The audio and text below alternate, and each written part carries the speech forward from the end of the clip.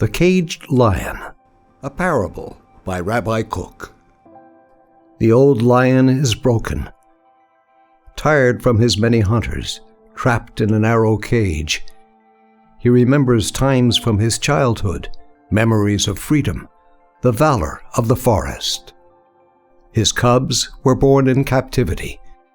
Their souls don't feel his weariness, yet their souls haven't grown.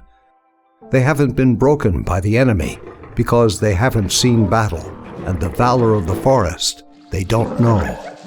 Though the cage is narrow, it doesn't oppress them so much.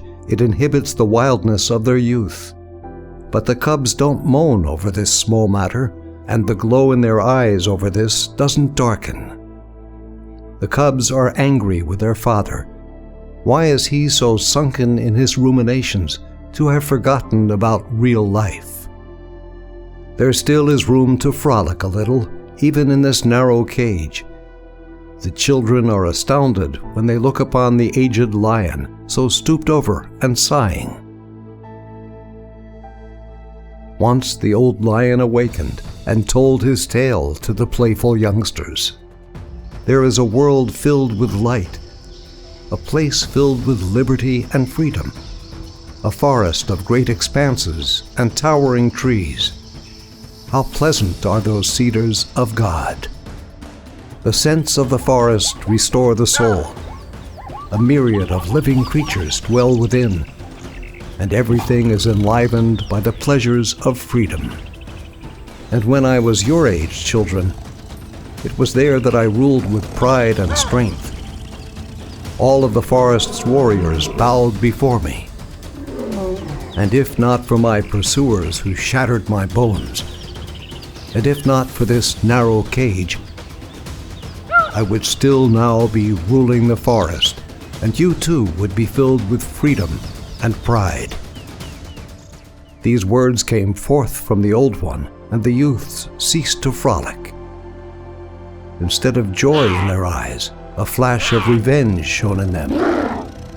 Eyes filled with fire and blood, and with an embittered spirit and hidden rage, they tried to break the narrow cage. The soul of mighty lions roared inside the cubs, and their eyes also saw with all the same force the kingdom of the forest. The longings in them grew stronger to reach the open expanses, to the place where their old father ruled. They couldn't keep still in the cage. The scent of the oak trees of the forest filled their nostrils and lungs. The colors of budding flowers held their hearts captive.